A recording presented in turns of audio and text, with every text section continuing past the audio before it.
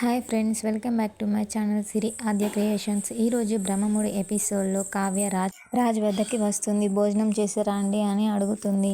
అప్పుడు రాజ్, నేను చెయ్యను, నువ్వు వండిన వంట నాకు అవసరం లేదు అనేసి అంటాడు. ఏంటండి, నేనేదో తప్పు చేసినట్టు మాట్లాడుతున్నారు? తాళి కట్టమని ఇచ్చింది మీరు, వెళ్ళిపోయింది కవి గారు. తను ఎందుకు వెళ్ళిపోయాడు? వాళ్ళ మమ్మీకి భయపడి వెళ్ళిపోయాడు. వాళ్ళందరినీ ఏమీ అనకుండా నన్ను అంటున్నారేంటండి అనేసి అంటుంది కావ్య.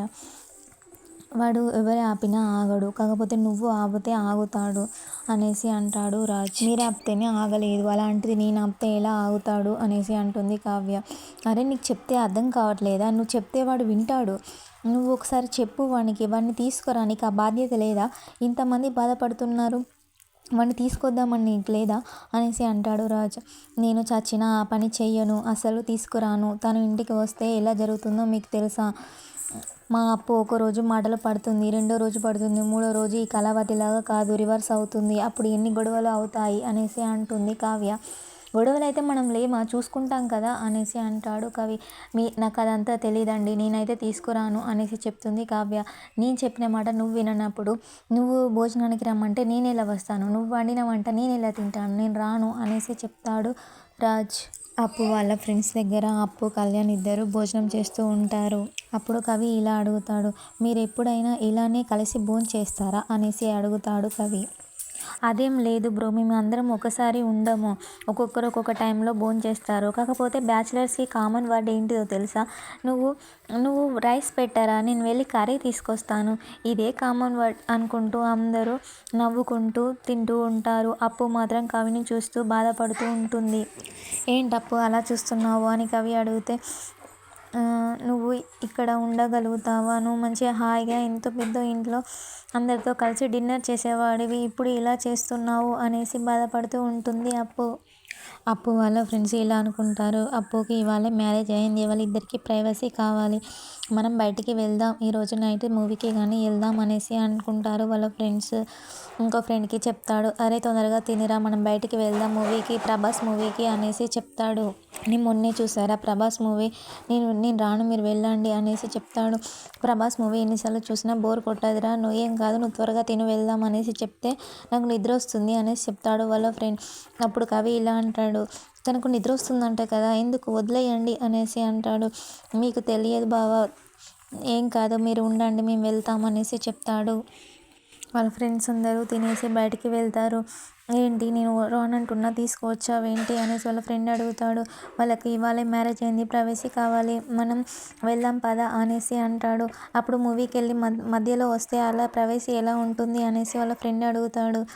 మనం మళ్ళీ ఎందుకు వస్తాం, ఇవాళ మొత్తం ఫుట్పాత్ పైనే పదా అనేసి తీసుకువెళ్తాడు వాళ్ళ ఫ్రెండ్స్ని.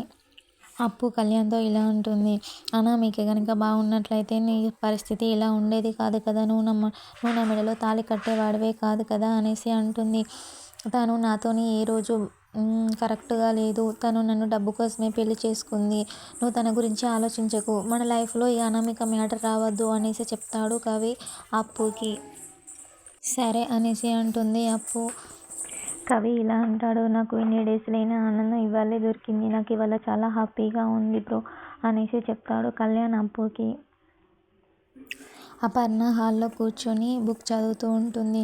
అక్కడికి రాజ్ మెట్లపై నుంచి చాలా ఆకలిగా వస్తూ ఉంటాడు, అది గమనిస్తుంది అపర్ణ. రాజ్ వచ్చి అక్కడ ఫ్రిడ్జ్ అంతా వెతుకులాడుతాడు, కాకపోతే అందులో తినడానికి ఏమీ ఉండదు. రాజ్ ఇలా అంటాడు, ఏంటి మమ్మీ, తినడానికి ఏం లేదు కదా అనేసి అంటాడు. ఈ కళావతి చేయబట్టి తినడానికి ఏమీ ఉండట్లేదు, కళావతి మొత్తం మాయం చేసేసిందా అనేసి అంటాడు. తినడానికి ఎందుకు లేదు, ఆకులు ఉన్నాయి, టమాటాలు ఉన్నాయి, మిర్చి ఉన్నాయి, అన్నీ ఉన్నాయి కదా అనేసి అంటుంది అపర్ణ. అవి కాదు మమ్మీ, నైట్ ఆకలిస్తుంది కదా, బ్రెడ్, జాము, ఆరెంజ్ ఏమైనా ఉండాలి కదా అనేసి అంటాడు రాజ్. ఎందుకు, కావ్య ఇంతకుముందే కదా ఫుడ్ అండి పెట్టింది అందరికీ, అందరూ తిని పడుకున్నారు కదా, నువ్వు కూడా తినొచ్చు కదా అనేసి అంటుంది అపర్ణ. అప్పుడు రాజ్, ఆ కళావతి చేతులతో చేసిన వంట నేను తినను అనేసి అంటాడు. అప్పుడు కళావతి అక్కడికి వస్తుంది. ఏంటండి, నేను వడ్డిస్తారా అండి అనేసి అంటుంది కావ్య. అప్పుడు అపర్ణ ఇలా అంటుంది, నీ చేతులతో వండిన వంట తినంట వాడు అనేసి అంటుంది. అప్పుడు కావ్య ఇలా అంటుంది, మరి నాకు కాళ్ళతో చేయరాదండి అనేసి అంటుంది. అప్పుడు రాజు కోపంగా వచ్చి, నువ్వేమైనా అనుకో, నేనైతే నీ వంట, నువ్వు చేతులతో చేసిన వంట నేను తినను అనేసి అక్కడి నుంచి వెళ్ళిపోతాడు. అప్పుడు అపర్ణ కావ్యనే అడుగుతుంది, ఏమైంది, ఏమైనా అనుకున్నారా ఇద్దరు అనేసి అంటుంది అపర్ణ. అదేం లేదత్తయ్య, నేను కవి గారిని ఆపలేదని కోపంగా ఉన్నాడు అనేసి అంటుంది కావ్య. అపర్ణ ఇలా అంటుంది, తను ఆకలికి ఆగల్లే, మళ్ళీ వస్తాడు, నువ్వేం బాధపడకు అనేసి చెప్తుంది కావ్యకి అపర్ణ. అప్పు కింద దుప్పటి పరుస్తుంది పడుకోవడానికి. కవి అలానే చూస్తూ ఉంటాడు అప్పును. హలో బ్రో, ఏమైంది, కళ్యాణ్ ఏమైంది నీకు అలా చూస్తున్నావు అనేసి అంటుంది అప్పు. అదేం లేదు బ్రో, నువ్వు ఇలా ఎప్పుడు పని చేయలేదు కావచ్చు కదా అనేసి అంటాడు కళ్యాణ్. అప్పుడు అప్పు ఇలా అంటుంది, అందరూ పెళ్ళైతే లైఫ్ మారుతుంది, లైఫ్ మారుతుంది అంటే ఏంటో అనుకున్నాం, ఇలా అన్నమాట అనేసి అంటుంది అప్పు. కళ్యాణ్ అప్పుతో ఇలా అంటాడు, పెళ్ళి అయిన రోజు ఫస్ట్ నైట్ జరగాలి కదా అప్పు అనేసి అంటాడు. మన పెళ్ళి అందరూ అనుకున్నట్లు జరిగినట్లయితే ఇవాళ ఫస్ట్ నైట్ జరిగేదేమో, కానీ నేను ఫుడ్ డెలివరీ ఇచ్చినంత స్పీడ్గా నువ్వు వచ్చి నా మెల్లో తాళి కట్టావు, అలా అందుకే ఇలా అయిపోయింది సిచ్యువేషన్ అనేసి అంటుంది అప్పు. సరేలే వచ్చి పడుకో, నాకు నిద్ర వస్తుంది అనేసి అంటుంది అప్పు. అప్పుకి ఆ సారీ నగలు కంఫర్టబుల్గా అనిపించవు.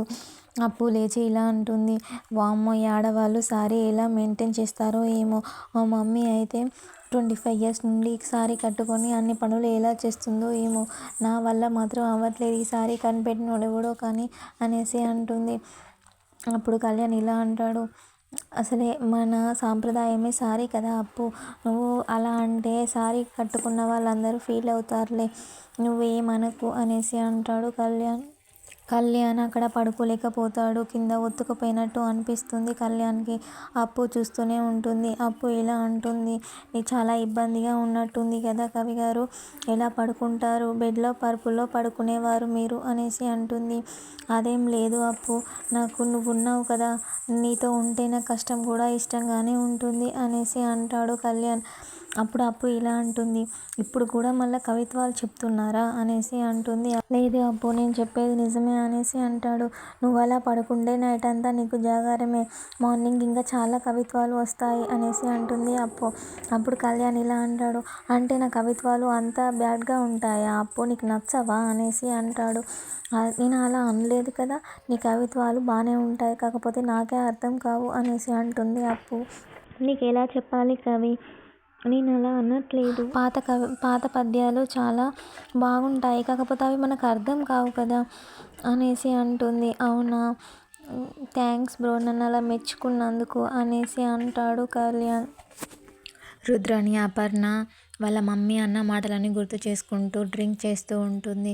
అపర్ణ మనసులో అంత కుట్ర పెట్టుకొని మీదికి పెద్ద మనిషిలాగా బాగానే నటిస్తుంది. మన గురించి, మనం అంటేనే తనకి నచ్చదు అనేసి అంటుంది రుద్రాణి రాహుల్తో. రుద్రాణి ఇలా అంటుంది, మనసులో అన్ని కుట్రలు దాచిపెట్టుకుంది అనేసి అంటుంది. అప్పుడు రాహుల్ ఇలా అంటాడు, మనసులో ఎక్కడ పెట్టుకుందమ్మా, డైరెక్ట్ అందరి ముందే చెప్పింది కదా, మనకు ఇంటికి ఎలాంటి సంబంధం లేదు, మనకు ఈ ఆస్తికి ఎలాంటి సంబంధం లేదు అనేసి అంటాడు రాహుల్. మొత్తం ఆ కుటుంబాన్ని ఆస్తికి దూరం చేస్తాను, ఈ ఆస్తి మొత్తానికి నిన్నే వారసుని చేస్తాను, ఇప్పుడు ఒక్కొక్కరి ఆట చూస్తాను, ఆ కావ్యను రాజును విడగొడతాను, వీళ్ళందరినీ ఒక ఆట ఆడుకుంటాను అనేసి చెప్తుంది రుద్రాణి. కావ్య ఉండగా ఇది సాధ్యమా మమ్మీ అనేసి అంటాడు రాహుల్. ఇన్ని డేస్ ఏంటి ఆడపడుచులాగానే చూసావు, కాకపోతే ఇప్పటి నుంచి ఈ రుద్రాణిలో ఒక డెవిల్ వస్తుంది అనేసి చెప్తుంది రాహుల్కి. రాజ్ చాలా ఆకలిగా మళ్ళీ కిందికి వస్తాడు. ఫ్రిడ్జ్ అంతా వెతుకుతూ ఉంటాడు, ఏమీ కనిపించవు, టమాటాలు, మిర్చి తప్ప. అందులో ఏం చేయాలో అర్థం కాక చివరికి పాల ప్యాకెట్ తీసుకుంటాడు. ఇవన్నా వేడి చేసుకొని తాగుదామనేసి స్టవ్ ఆన్ చేసి పాలు వేడి చేస్తూ ఉంటాడు. చాలా కష్టపడుతూ పాలు వేడి చేసుకుంటాడు. రాజ్ ఆకలిని తట్టుకోలేక ఫ్రిడ్జ్లో ఉన్న వాటర్ తీసుకొని తాగుతాడు. పాలు వేడయ్యాక అవి పోస్తూ ఉంటే సగం గ్లాసులో తర్వాత ఆ బౌల్ కింద పడిపోతుంది. ఇంతటితో ఇవాటి ఎపిసోడ్ పూర్తవుతుంది. రేపటి ఎపిసోడ్లో ప్రకాశం రాజ్ వద్దకి వస్తాడు. ప్లీజ్ రా, ఇలా చేసైనా కళ్యాణ్ని ఇంటికి తీసుకురా అని ఏడ్చుకుంటూ చెప్తాడు ప్రకాశం రాజ్కి. అప్పుడు రాజ్ ఇలా అంటాడు, మీరు బాధపడకండి బాబాయ్ అనేసి రాజు వాళ్ళ బాబాయ్ని ఓదారుస్తూ ఉంటాడు.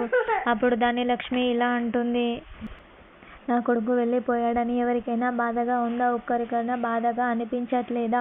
ఎవరు పట్టించుకోవట్లేదేంటి అనేసి అంటుంది ధన్యలక్ష్మి. అప్పుడు రాజు ఇలా అంటాడు, మీరు బాధపడకండి పిన్ని, నేను కళ్యాణ్ వాళ్ళిద్దరిని ఎలాగైనా తీసుకువస్తాను అనేసి అంటాడు రాజ్. ఇద్దరు ఎవరు? నాకు కావాల్సింది కళ్యాణ్ మాత్రమే. నా కళ్యాణ్ మాత్రమే తిరిగి వస్తే చాలు, నాకు ఎవరితో అవసరం లేదు అనేసి అంటుంది ధన్యలక్ష్మి. ప్లీజ్ నా ఛానల్ ఇప్పుడే కనుక చూస్తున్నట్లయితే లైక్, షేర్ అండ్ సబ్స్క్రైబ్ చేయడం మాత్రం మర్చిపోకండి. Bye friends.